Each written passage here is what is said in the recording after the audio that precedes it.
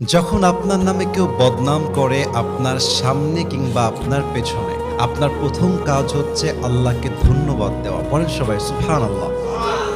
কি সুন্দর কথা আল্লাহ তাআলা বলছেন, খুব খেয়াল করবেন। আল্লাহ বলছেন, সবর ধারণ করো তাদের কথার ব্যাপারে যারা তোমার ব্যাপারে বদনাম করে। এর কারণ আমি আল্লাহ জানি তারা যা বলছে সত্য নয়, বরং তুমি হচ্ছ আসল সত্যবাদী। তুমি সেই অন্যায়টা করো নাই।